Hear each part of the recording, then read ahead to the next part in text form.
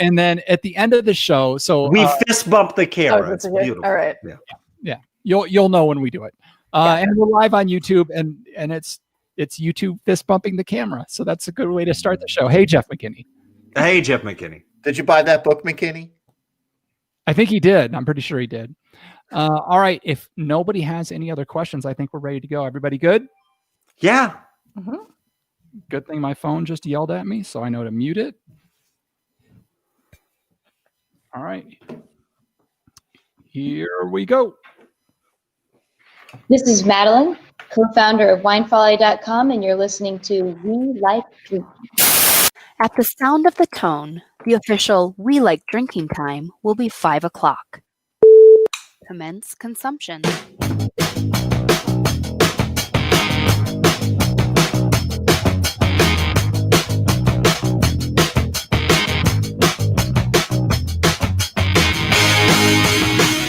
This week on episode 298 of the We Like Drinking podcast, we'll be discussing vampire attacks, Hershey's chocolate, and we're sipping Olympia Artesian Vodka with Michelle Barley. So crack open your beer, uncork that wine, and let's get drinking!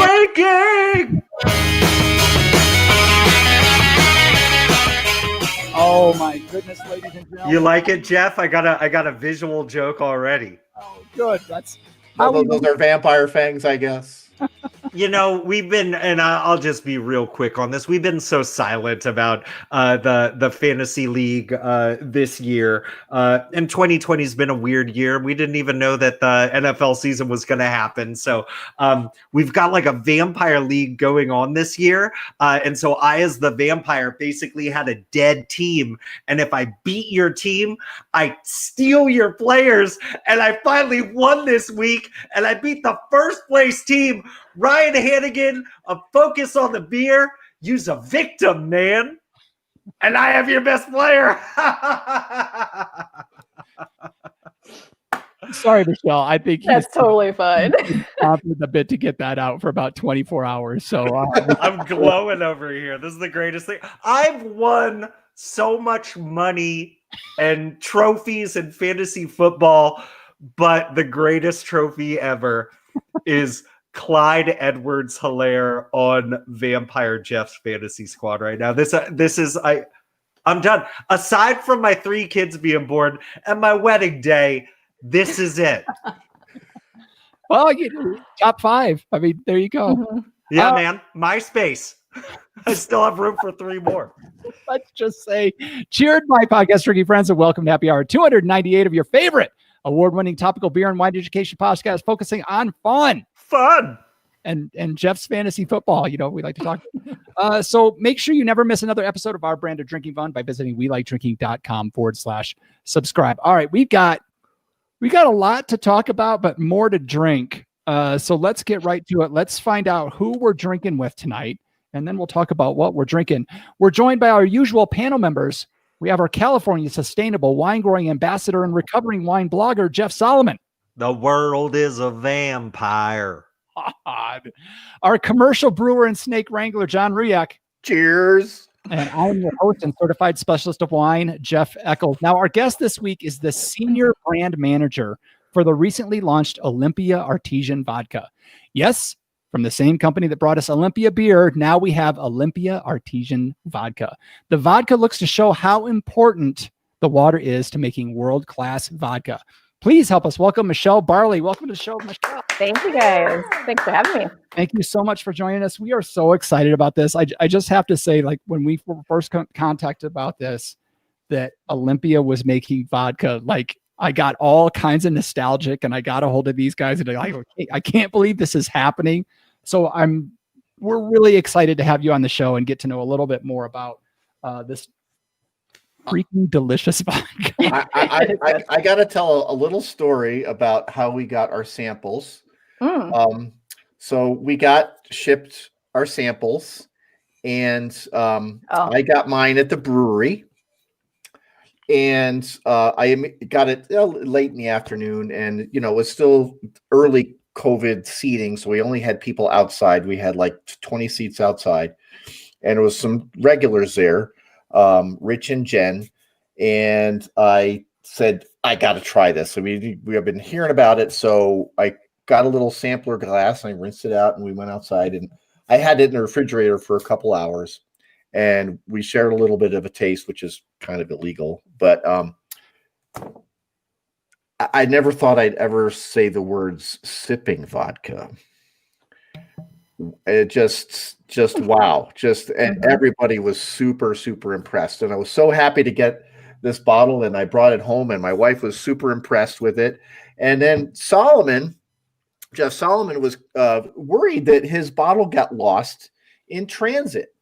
So about 10 days later, the UPS guy knocks on the door and says, "Hey, John, I'm coming in," because usually I'm in the back and he makes some noise so he doesn't startle me. And I'm like, "Oh, cool. I got a bottle of that like white wine that I was expecting because I got cheated out of something a little bit ago." And I open it up, and it was Jeff Solomon's bottle of vodka. So I got two. I got two. So we were just playing favorites. What can I say? Thank you very much. I appreciate that. Wait, so then did another bottle get delivered to you, Jeff, or no? Yeah. Okay. Yeah. And Ruyak, you owe my wife a couple of martinis. All right, I'll send them in the mail. So now, as you can tell, we're all big fans of it. You should check out their Instagram while you're out looking for stuff. You can find Olympia on Instagram at The Original Olympia. You can also find their website at the same theoriginalolympia.com. Some fantastic photography out there to go along with this fantastic vodka. This is the first vodka we've had on the show, isn't it? That I can remember. Oh, really? Have we had a vodka on before? Yeah. No. You know, yeah, I'm saying I'm from California, so yeah means no. But yeah, I think, you know, we're all beer and wine folks over here, and our spirits journey, like as presented on the show, it was bourbon heavy with a spattering of gin. Yeah. I think this is our first vodka on the show, which is that's awesome. Stoked on that. Yeah. It took us almost 300 episodes to finally get vodka on there, but well, we started as a beer. We're now also a vodka. So there you go. There you go. So I got to ask how we're all drinking it. So I think I'm going to start with our guest first. So Michelle, how are you drinking the Olympia tonight? So I don't have any ice, and I forgot to go pick up any sort of lime or lemon. So I have one that's straight, and I've got one mixed with some soda water. So either way, it's actually really delicious. Okay. But yes, 2 drinks right now. John, we probably all have a couple drinks. I'm not going to lie. Yeah, I mean, there's still water left in my tonic, right? So, and I've got another slice of lemon on the side. So I'm going to back this vodka tonic up with another one. I'm legitimately gonna start neat, but then I got some ice over here, and I didn't want to go, you know, we have all the fixins for martinis over here, but I just wanted to, for me, like, I like to have my vodka more with like a bright type of soda situation, but we actually have like some Brew Doctor kombucha. This is their love blend with lavender, chamomile, and jasmine green tea. I think I'm gonna do a little vodka and juice over here, but definitely sipping neat to begin with. Nice. Yeah, I've got one on the rocks, and then I figured out we better have at least one mixed drink on the show. So I am going with what's called a bull shot. So I didn't want to do a Bloody Marys, but I wanted to keep it kind of similar. So this is called a bull shot. I've never had one before. So this is vodka, beef bouillon, lemon juice, and a dash of Tabasco. So that after I drink this, the one on the rocks, I'm going to go for the bull shot. You know, that actually sounds really good. Like I have it mixed and sitting here, and I haven't tried it yet. I'm really interested to try it. So I say we do, since we all have something neat here.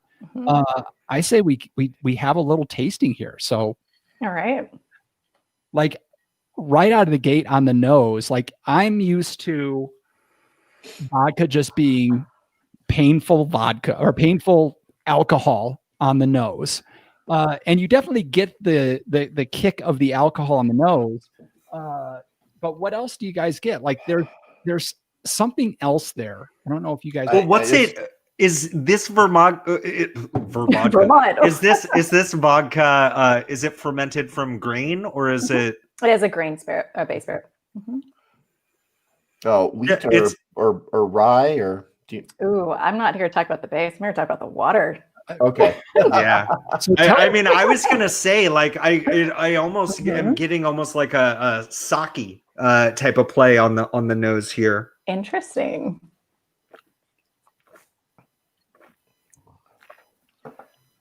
But like on the palate, like there's actually this really nice viscosity there. Like there's this really good weight to it, which I love in a spirit, which I think a lot of folks, normally it's like if you have vodka in a glass this small, it doesn't spend that much time like on your palate. And I think a lot of people like miss out on that, or they miss out on that if they're getting, whatever came in a plastic bottle because they just wanted to get hammered.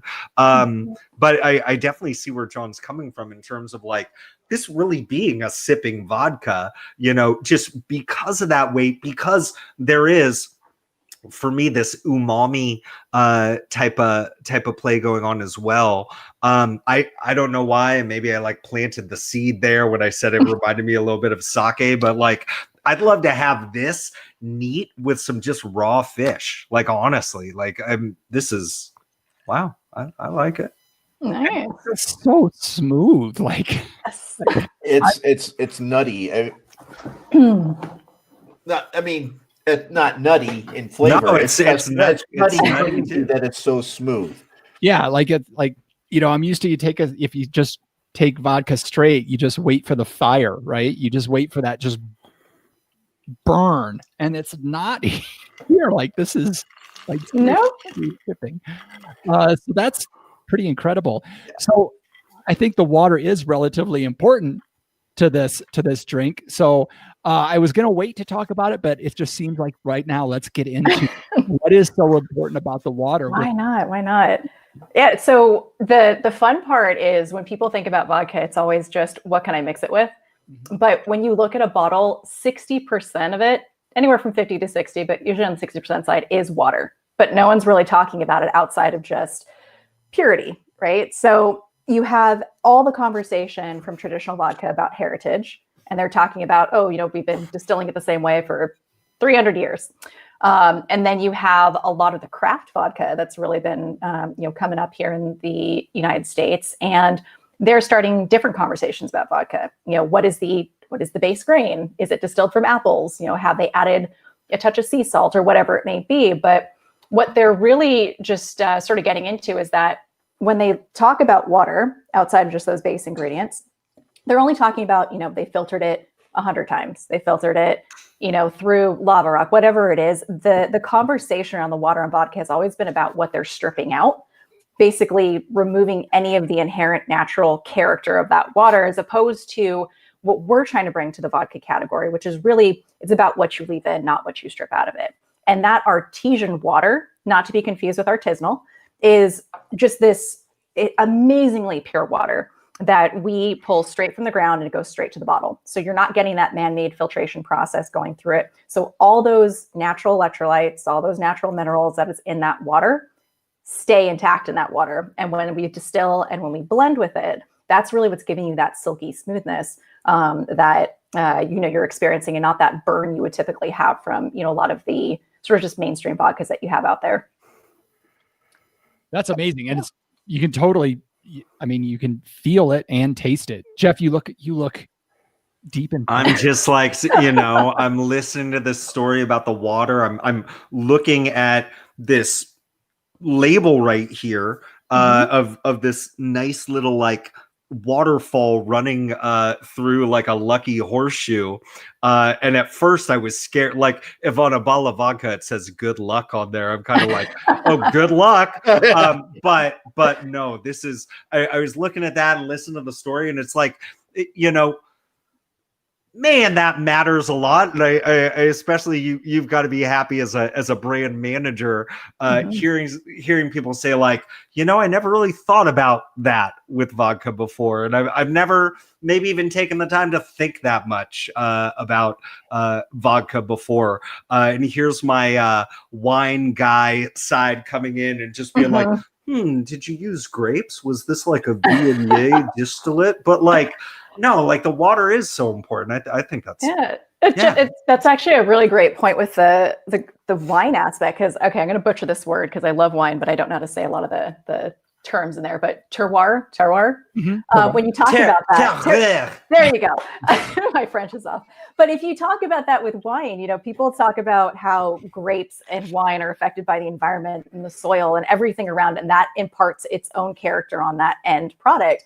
And we're basically saying that same thing with water and how it relates to vodka. If we're looking at the landscape Pacific Northwest, where, this water is sourced from up in Tumwater and Olympia region, like there is this whole idea that, the land is affecting and the water essentially is affecting that final product. So very much along the lines of some of what your wine listeners may be used to hearing when it comes to that particular liquid.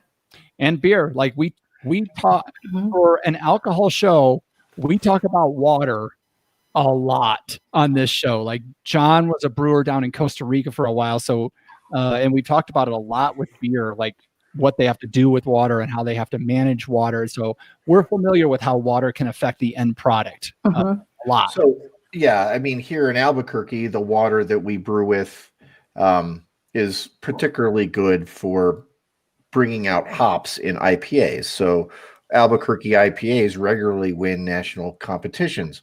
My question, I guess, is there must be some flavor component from the mash, the porridge, whatever, but mixing with the grain and the way it imparts flavor in the pre-distillate to some degree, I would imagine, and then then mixing it back with the same thing to get it to bottle strength, but it probably just kind of is an interlocking thing that just kind of gives it that mouthfeel that just kind of goes over your tongue and spreads out in your mouth rather than just, oh, here comes the burn. I just want that going down the middle. Just throw it down the middle. I don't know. I don't want to throw it down the middle. I could have sworn when I first tasted that this was potato vodka. To me, but it just something. Anyway, that's obviously it's not, but that's what I thought. Yep, and we're just trying to change the way people look at how you consume vodka. Straight. It's not typical. Like, why would you do that over rocks or anything like that? That's more of a whiskey thing. But it is one of the things. Like, you could talk about all the ingredients you want and get as artistic with those base ingredients. But at the end of the day, if over half your bottle is that water, what makes it so special? Yeah. So, yeah. And we're not messing with what Mother Nature perfected. So that's really what it comes down to. That's awesome. Yeah. All right. We've got more questions, but we're going to take a pause for a second on the questions because we got to, now that we've got the spirits coming into our bodies, we got to make sure our brains are still functioning with a little bit we like to call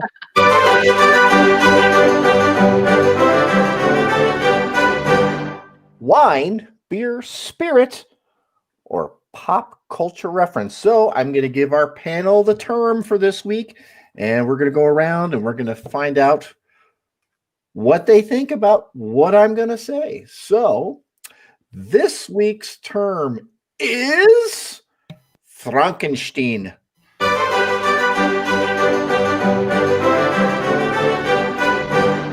Frankenstein. What? Oh, go on. All right, Solomon, I'm going to start with you. Yeah, can you spell it? Capital F Rankstein. Oh. Frankenstein. Enstin. Frankenstein. I was gonna say I almost missed that. Eccles was like, I think he spelled it wrong. So, John, Yes, Am I allowed to pronounce it Frankenstein? you are. Puts a little Did he lock up? Yeah, he locked Yeah, I up. think you did. He got Frankensteined. There you go. All right. He'll come back. Yeah, he'll make it back at some point, and he'll probably cuss as soon as he gets back up. So yeah, we'll just carry on. So I'll go ahead and go with this one. Sure. I mean, the obvious one is to say it's a pop culture reference, referencing the books or the movies or whatever, or Halloween's coming up. So there's all kinds of things to go there. But I'm not gonna go that route. I'll let our guest or Jeff go with that. Jeff's paw with such a smile on his face. It's so happy. That's the best screen freeze I think I've ever seen.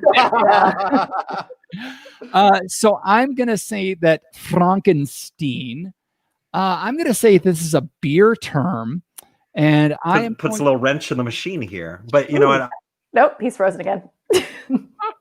That's even better. Oh, Well, you better kill the first one, Solomon, or else we're going to get feedback. Christ! Yeah, throw him out. Yeah, we're just gonna do this all over again. And Jeff, your video's not there. Am I here? Yeah, You see me? yeah. Yep. You- Change position. though. Sorry about that. You know what's so annoying too is like I'm here talking and I can hear you guys and see you guys perfectly, and you're like, I think he locked up. Oh, I don't know what's going on with him. And I'm here cursing like a sailor because my answer was perfect. And I don't even know what to do. What did I miss? Well, we want to hear it. Yeah, we'll just start over. So just go. Solomon. Frankenstein. Frankenstein? I'm not allowed to say Frankenstein No. because that totally ruins it. I was going to say this was from Young Frankenstein, and it's a pop culture reference, specifically just alluding to Mel Brooks. Either that or it has something to do with like Eddie Van Halen. I don't know. What, Michelle, what do you think? I feel like it's a trick question because I would have gone pop culture first and foremost, but I will consider wine as a region of some sort. So, All right. So we're go. Michelle says wine. Eccles, what say you up in the top left corner? I can't. I was obviously gonna say the movie reference, everything else, but Solomon took that. So I am gonna say this is some kind of a beer term related to storage of some kind. There's some kind of vat that's called a Frankenstein for holding a mash or something like that. Okay. All right. So we got a pop culture reference, a wine, and a beer. Come on. I've got one more. Okay, here's the beer reference, man. It's like, you know, when you have when you're at Oktoberfest and you've got a Stein, but it's made from genetically modified organisms. It's a Frankenstein. There you go. Anyway, so all right, I threw you guys a softball. It's not often that we have do a show on a day that has some pretty significant cultural importance. Frankenstein is the name of the guitar that Eddie Van Halen constructed, and he unfortunately passed away today. So yeah, it's a pop culture reference. Personally, pretty impossible to overstate his influence in rock music in the last 40 years. Pretty impossible to overstate it. So there you go. Frankenstein.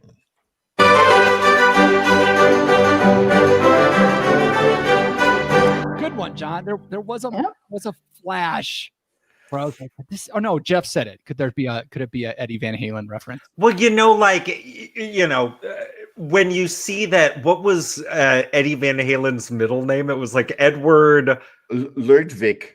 Edward Ludwig Van Halen, and then like his son's name is Wolfgang. It's like there's that part where like, oh, that's what it is. And I know, I'm very young, and Van Halen's kind of before my time.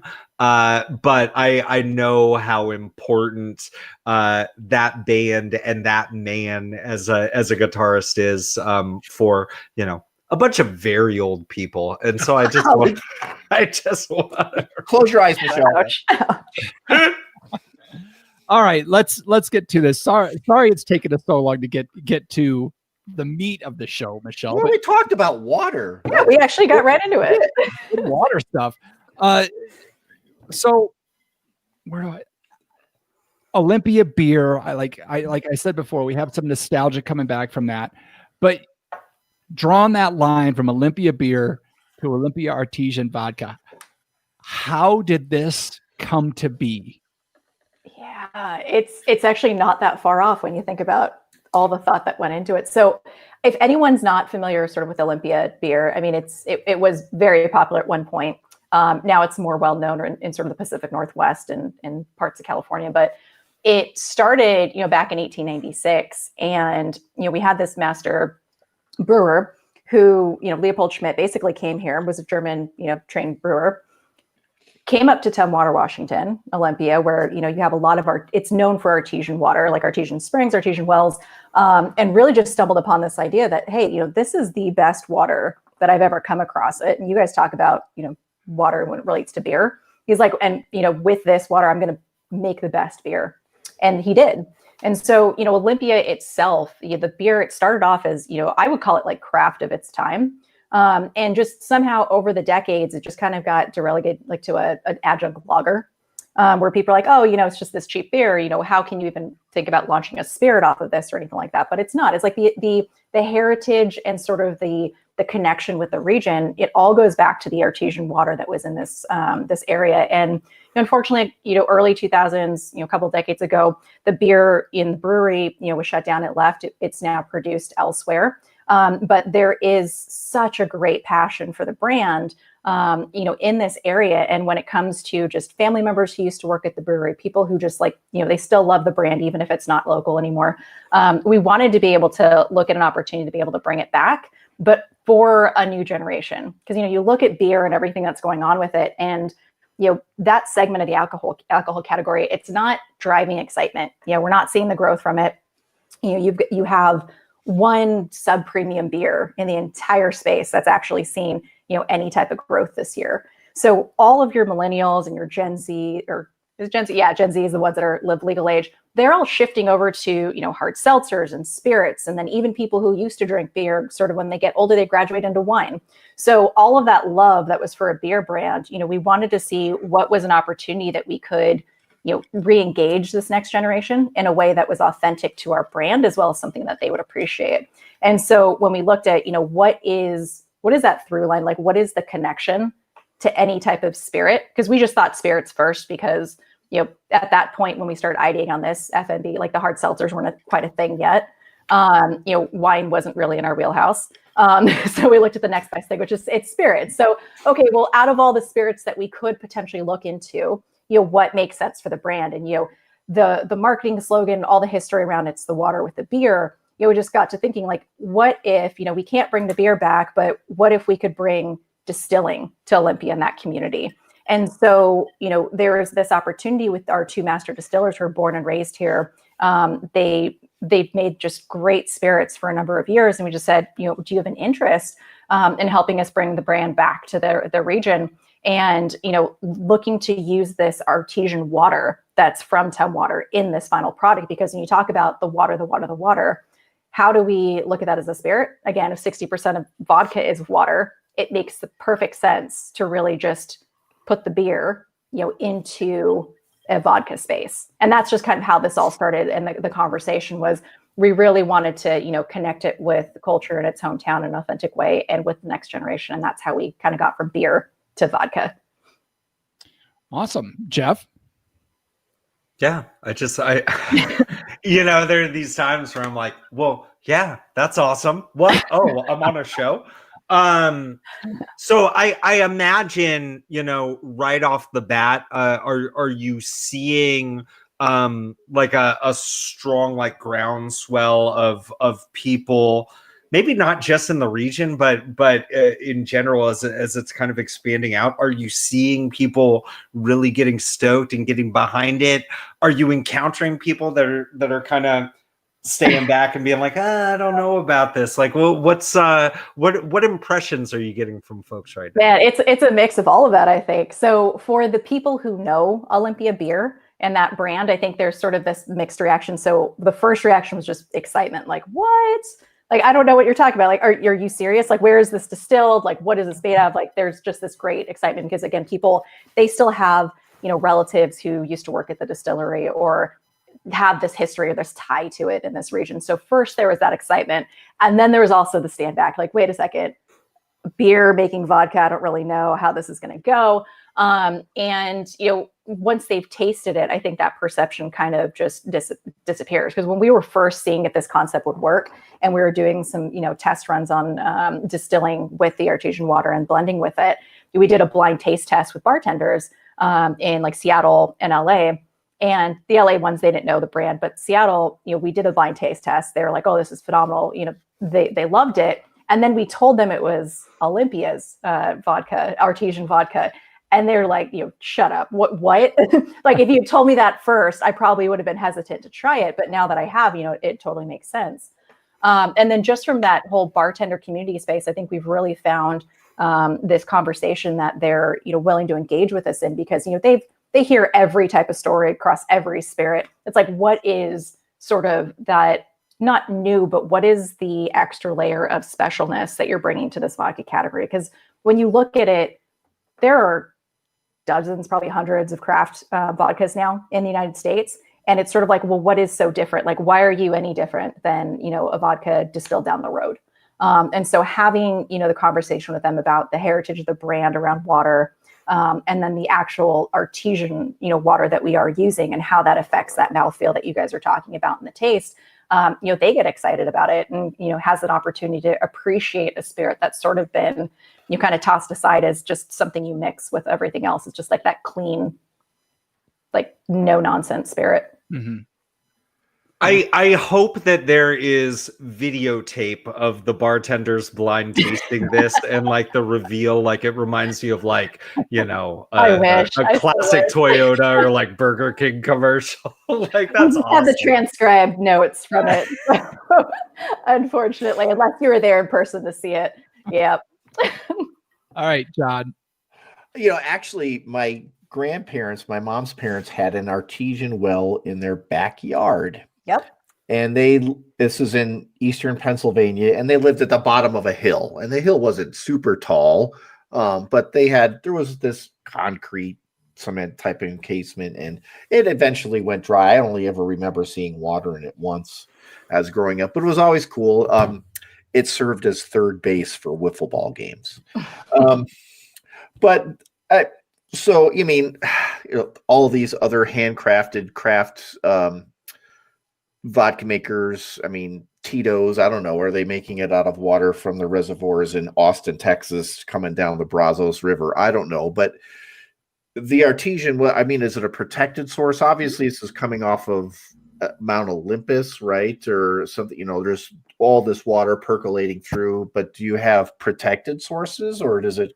Yep. So I guess you could look at artesian water as like artesian well water, artesian spring water. Like, typically when you think of artesian water, you're thinking of the water that's like forced up from the ground and actually makes it to the surface. Right. What we're tapping into is an artesian well. So that in and of itself, so once the water, rainfall starts, up in the Cascades, they, trickles down, it goes into an aquifer that's really just protected from anything else. So it's deep within the earth. It's collected its minerals, its electrolytes all on the way down, and it's really just contained there. So no man-made pollutants, nothing touches it until we actually draw it up from the well. So our master distillers basically go to the well, draw it out from the ground, and then immediately, it goes into, it's stored and into the next distilling process. So it's basically, one of the purest water sources that you can find. And it has that character, again, because it's it's what's naturally in the mineral, like in the ground here in the Pacific Northwest versus, there's artesian wells, like you said, all over the world. There's Norway, Fiji, all of that kind of stuff. But it's really that inherent character that's here specifically up in Washington. So what I'm hearing too is like, when talking about terroir, like there's this real distinction in terms of, the minerals that are making up the ground there. But then what's also kind of nice, as I'm speculating here, is there's a whole lot more consistency with the water too.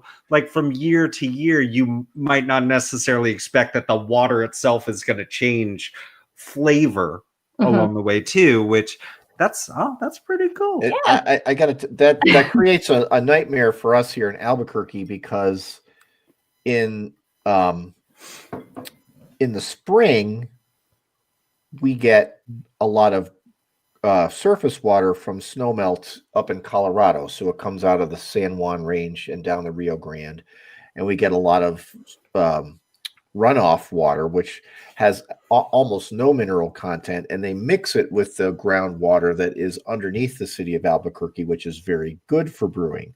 So it kind of messes with the taste. It also messes with our mash efficiency, so you don't get as much sugars out of it. So to have a consistent well source, consistency is the well, it's a prime driver for quality. So it's cool that you can and there's no shortage of water in the Pacific Northwest. None whatsoever. We're about to get that rainy season in. But yeah, it's fascinating because you look at it and, people, they talk about, spring water, whatever it is, and they're filtering it and they're making it pure. But you're starting to see some other distillers out there that are trying to recreate Mother Nature by what they're filtering it through. So they'll filter it, they'll take everything out, and then they'll try to add back, what was stripped from it. So that's how they're trying to get some of that consistency that you're talking about. Great. Fake. Yes, man-made artificial fakeness there. Fake water. Water is so important. I know there is part of your proceeds. There's something you're doing with part of your proceeds or part of your profits as far as water goes in the Pacific Northwest. Yeah. So what we're trying to do is, we just literally kicked off in August, but one of the big themes that we want to be able to put behind this brand is, supporting any sort of regional as well as scaled sources that really work towards protecting water. So Puget Soundkeeper, any of those are ones that we really want to start, working with and donating proceeds from certain amount from, each case sales, so that we're actually not just taking the water, but we're looking to protect it and be able to, offer people, that access to clean, drinkable water. So it's one of those things where we just want to be making sure that we're not a brand that just takes, but also has an opportunity to give back, which is, we had a great opportunity to do that, once COVID hit with our sanitizer stuff, which I don't know if you guys got into at any point. But we also did it with, or we want to do it as we continue to grow and scale this brand. Awesome. Yeah, you led right into my next question too. So everybody, if you're drinking Olympia vodka, that part of every sip is being replenished through donations from the brand. But yeah, you launched in August, but I think you were planning on launching well before that. Yep. It's important that companies sometime pivot. And I think you guys did a bit of pivoting this year too, right? Oh man, it's been one of those years where I feel like we've just been constantly changing course on everything that we're doing. But yeah, this one was it was interesting because we actually had, this was like a year's worth of planning. We were going to be launching with our commercialization plans in like March. And then all of a sudden, Seattle was one of those first areas that was really hard hit and shut down. So, we had all these giant ice sculptures and like all these plans to do things, on premise, like at bars. And we're like, well, that just kind of shut down. So we were, thinking like, what can we do? And, thankfully we have some amazing partners and our distiller, our master distillers who, I mentioned earlier, who are from the region. They're like, hey, we're catching wind of all of these distillers, across the US trying to, give back to communities and first responders because there's a shortage of hand sanitizer. What are our thoughts? And we thought through it and we're like, wow, hopefully people don't think that they can drink this, for one, because we were about to launch a vodka, but then two, we're like, well, this is a great opportunity for us to live our values. We talk about, embracing change to make a better tomorrow today.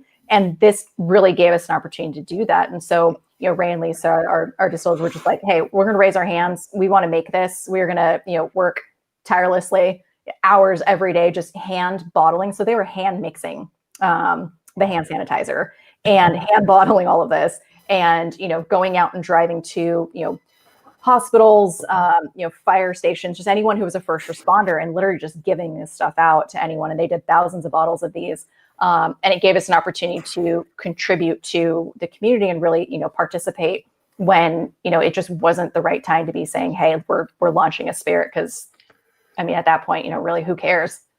Yeah. More important things at the time. So, yeah. That's amazing that you guys did that. Thank you for doing that for the area. That's awesome. John, anything else? The terroir, the hand sanitizer I got at Smith's was just terrible. That one wasn't made with any artesian water, but Oh. I've got a question from a viewer who happens to be my first victim in the Vampire League. I won't grace you with all the unpleasantries they just sent my way, but he does want to know if I wanted to get Olympia right now. Mm-hmm. I would imagine that if I'm in the Pacific Northwest, it might be a little bit easier. But somebody in Colorado, somebody in Tejas, where can people find it? Okay, so great question, because we're still building our distribution, but it's available physically in Washington as well as on Drizzly if you want to do e-com. There's a product finder on our website at theoriginalolympia.com, so you can actually find where it's at. We are also in Montana. And we're currently this month rolling out in Oregon. So if you check the OLCC website, it's there. Come next year, we're going to be expanding into California, and anything beyond those 4 states. We're still looking into a lot of the legalities on how we can ship to other areas of the US. So we unfortunately don't have, budgets of maybe what Tita's is today. So we can't just kind of blow up and go across the US. But, our plan is to continue to expand. And as we do, we'll add any sort of information on our socials. That's why it's great if people follow us there. But in the meantime, unfortunately, we're just West Coast at this point, Pacific Northwest. But we will, hopefully in the next year or two, make our way out towards them. You know what that is, though? That's an opportunity. There's excitement building already. I see it right now. And thinking about excitement, are you finding other ways in terms of pivoting on from a branding perspective, and you're trying to get people into it? I know our podcast is reaching huge audience, but are there other ways that you're finding that you're able to get the name out right now? Yeah, we have a lot of great basically opportunities with people who are spirits advocates, and just who are really engaged with any type of new spirit that's coming out, and they want to be able to sort of show off any unique liquids that they come across. So that's been a great opportunity for us, is because people, as COVID hit and people became their own bartenders at home, they've been looking for ways to sort of make these cocktails that they would get at a bar at home, as well as make sure they're using quality ingredients and things like that. So they've really been leaning into a lot of these folks who are in that bartending space and can say, hey, here's some great brands that we can stand behind, and we can show you how to use them as you bring sort of that luxury experience home. So that's been great for us. We've also been talking to a lot of the local brands here in Washington as well as in Oregon to see if they're wanting to do some partnerships for those who are really wanting to talk about local as well as quality, and really bring sort of that aspect to it. So you should start seeing some stuff roll out from us in terms of partnerships and things like that in the next couple months. So it's exciting. There's just such great, again, love for the base brand where it started with the beer, and just seeing it carry into something that another generation can embrace and really get excited behind has been awesome.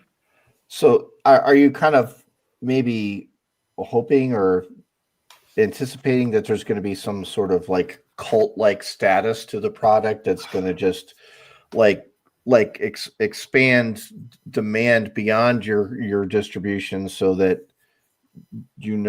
hopefully you can shoot those tendrils out and just be able to just expand it that much more quickly by building up this West Coast type of like, hey, there's this vodka out there in Oregon and Washington. Have you guys tried it? Oh, what? Vodka from Tumwater, Washington? Yeah, you got to try this stuff. So just...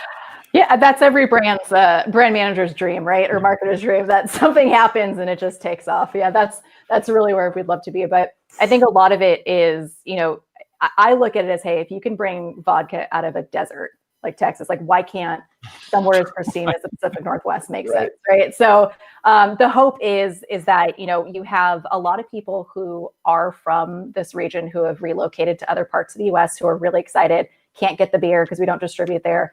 That are just, really excited to have a potential for another opportunity, like another product to be able to purchase. And then on top of that, you have a lot of people who focus on, quality spirits and love just new stories and all of that kind of stuff. And they really do take it to other markets and things. So the hope is, that a lot of people will start, talking about the water that's used in vodka. And then that will sort of bubble up and really, make its way to other regions and create that demand. You said bubble up. Yeah. And totally, that needs, when you guys make a commercial, like you already basically pitched it, it needs to start out pan across a desert scene, and there's some old dude on a dried up pump just pumping away. Do you want your vodka from here? And a little drop comes out here, and it's this lush, all green waterfall, everything else. I mean, that's just...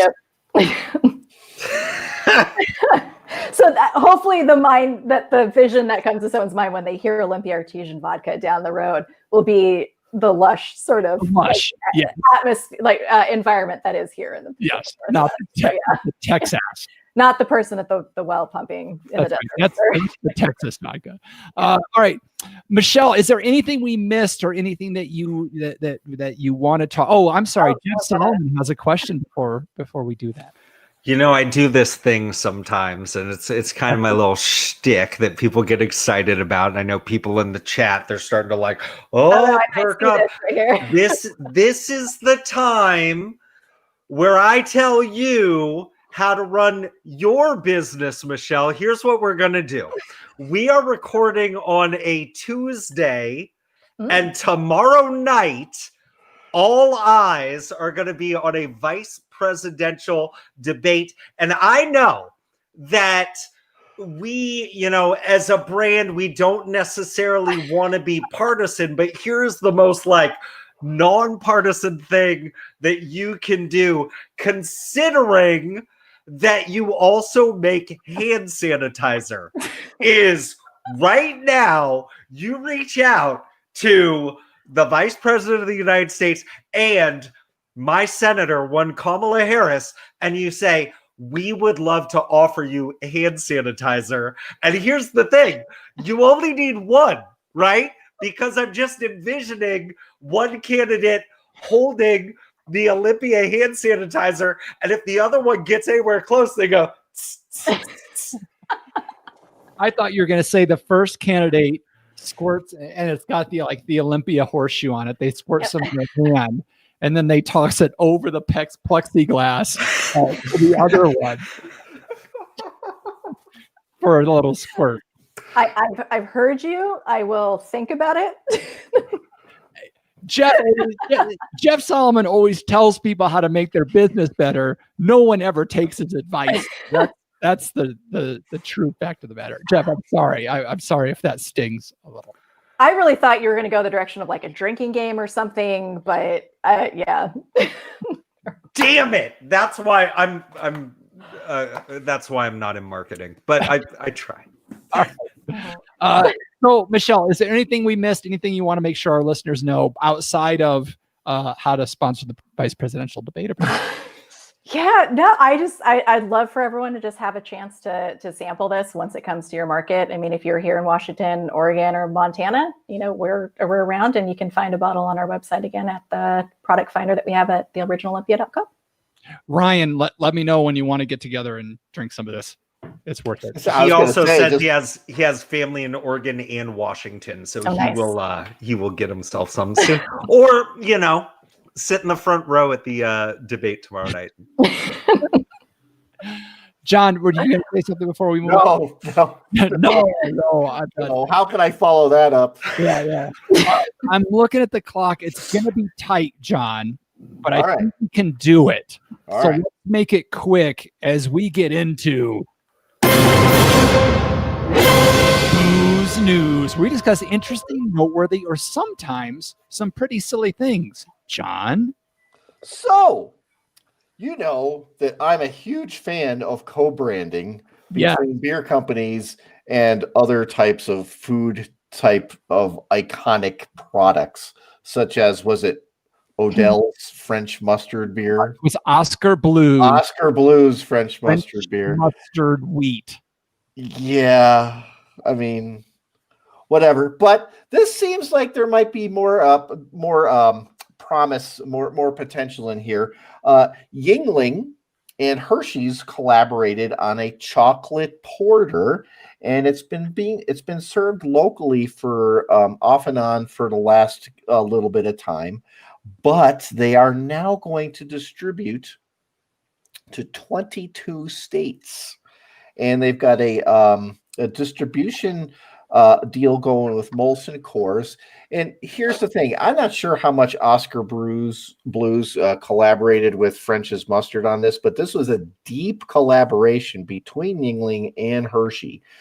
They were, both companies were intimately involved with producing this product and getting it to what adequately live up to the reputations of both companies. Yingling being the oldest brewery in the United States, Hershey's being what Hershey is, and their amusement park is pretty spectacular. But so there you have it. I mean, it's done better than Carvel's Fudgy the beer, and I imagine it's going to do better than French's Mustard beer from Oscar Blues. But this, I understand co-branding. I kind of think it's okay.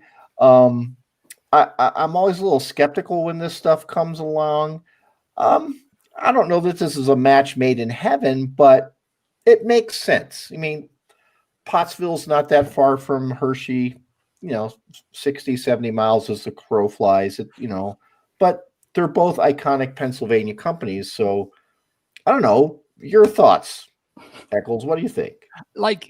You kind of hit it in there that it's two iconic Pennsylvania companies coming together.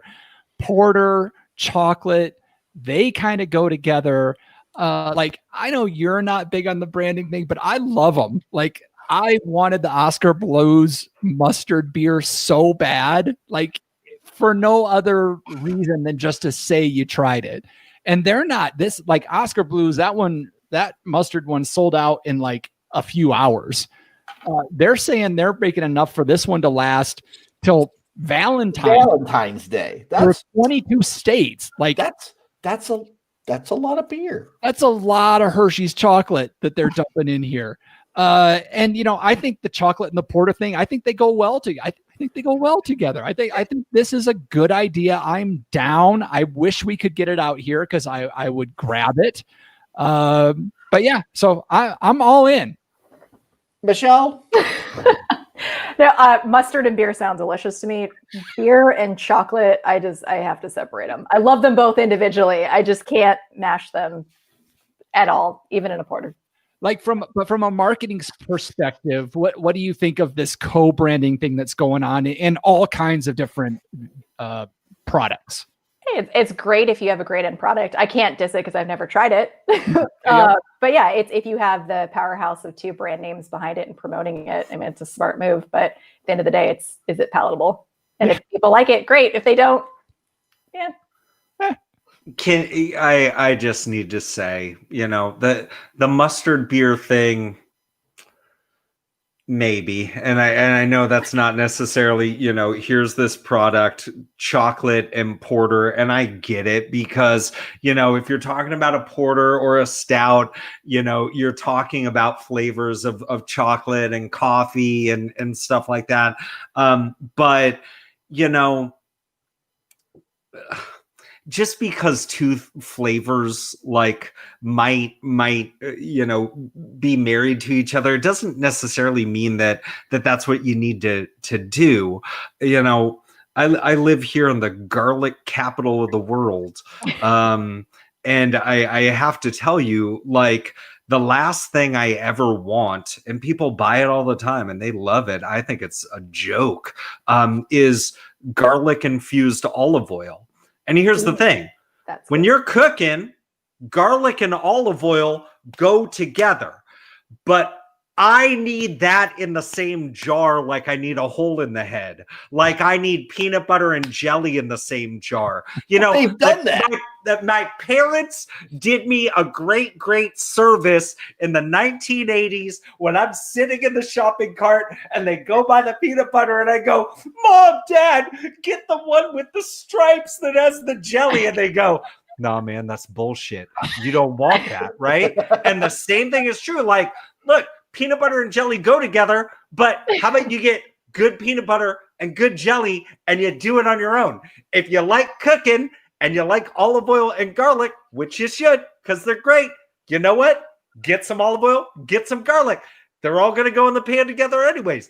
Just do it. When it comes to chocolate and porter, I will say this. A good porter might have some notes of some coffee in it, or maybe some chocolate in it, maybe some cacao. But really, I'm really searching. I don't think I have ever taken the time to sit down and savor a porter and a bar of Hershey's chocolate together ever in my entire life. And the other thing from the wine perspective, and Eccles, I'm thinking about that sexual chocolate wine that you tried.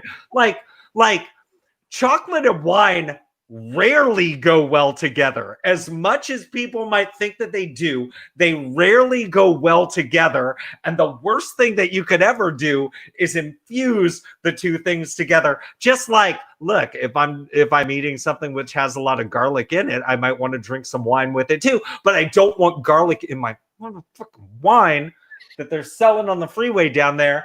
And F word to those guys over there too. I just really think it's a bad idea. Michelle, look, I'm certain that people come up with like cross-branding opportunities. And just because you're in Washington, are you ever going to make a Seahawk infused vodka? No. So what I'm hearing you saying, Solomon, is that when you were in the grocery cart as a kid, and your parents wouldn't let you get peanut butter and jelly in the same jar. Yeah. You said get two things separate. Are you saying that you'd rather take a bottle of Hershey syrup and squirt it into a porter? No, like that's the thing. Like I don't even think that's good together. Would I get the Annette Funicello peanut butter and any sort of like artisanal preserves? Sure. But no, I'm not squirting chocolate syrup into a porter. Artisanal preserve like Welch's Concord grape. What I don't want to disrespect Welch's, but like, come on, they make some great juice. And that's when we know it's time for last call. Last call. Time to clean house and lock the doors. You know what we do here, folks? We're looking for a little bit of help from you. John Ruyak, if the folks want to follow us on the social media platforms, where can they do so quickly? You can do it. You can find us on Twitter, We Like Drinking 1, Instagram, We Like Drinking, and our most favorite place on Facebook known as The Tavern, welikeDrinking.com/tavern. Michelle, one last time, where can the folks find Olympia on the social media platforms? And if you're on any of these social media platforms that you want to throw out there, go ahead as well. Anywhere on Instagram or Facebook at the original Olympia. All right. Jeff Solomon, if the folks have some thoughts on the show or squirting Hershey's syrup into their beer, where can they go to let us know specifically? You've got thoughts. That's the problem. Live streaming is on. All right. And I think we're back. Hold on. It cut off right at an hour. And yeah, we're back. Okay. So, okay. Go ahead, Jeff. By the way, if you can see me tell me how many fingers I'm holding up in the chat. Hold on. Because I'm gonna do just because I can. I'm gonna do this. At the sound. No, I'm not gonna do that. I'm gonna do this. Jeff Solomon, if the folks have some thoughts on the show and squirting, how much syrup they want to squirt into their beer, where can they go to leave some reviews? The problem with not just kids these days, but with my peers growing up that were just total softies and their parents got them the crappy peanut butter with the jelly stripes, is I don't care what your opinion is, but you're going to tell us anyways by staring at your phone right now, looking for those empty 5 stars on the podcast app that you are using. You're going to fill them all the way up because you don't have any taste anyways, so you may as well give us 5 stars. And then you're going to tell us why you think that stuff was good. It's not good. It's not good. And if you've done all that and you're looking to do more, consider becoming a patron of the show by visiting welikedrinking.com/pledge to find out for as little as $1 a month you can keep this train chugging along. You can also find the show notes for this episode with all the links to the stories or mentions we had at welikedrinking.com/episodes. By the way, bullshot, it's delicious. But we've reached the time of the show where I get to bullshot. Okay, panel, let's take one last trip around this table and get some final thoughts before we shut off the lights. John Ruyak. I was going to wax poetic about playing guitars and drop C tuning and scratching strings with bottle caps or putting drills next to the pickups on a massively overdriven guitar amplifier, but I'm going to say 5 words. Olympia Artesian Vodka. Sipping vodka. There you go. Jeff Solomon. One victory. That's it. You'll get the rest throughout the rest of the season. I'm a vampire. Okay. Michelle. Yeah, this is the time of the show where the wheels just come off if they haven't already. But I don't even know how to follow that.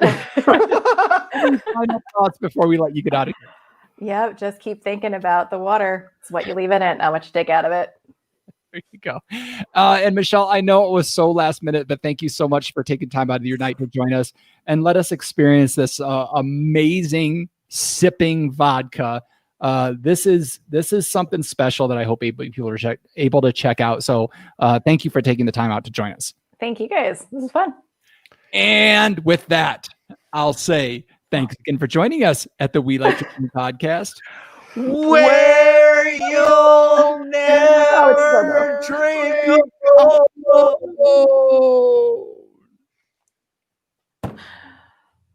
All right. Well, let's get over to YouTube. Of course, Cody's out there. Go Hawks. Go Hawks. Hannigan. Oh, my God. You have a can of mustard beer. Just one? Do you just have one left? We need to talk. No. I think they might have all, like, after that shutdown, I think they disappeared. That's all from before. Yep. All right, cool. All right. I am going to end the YouTube channel stream now.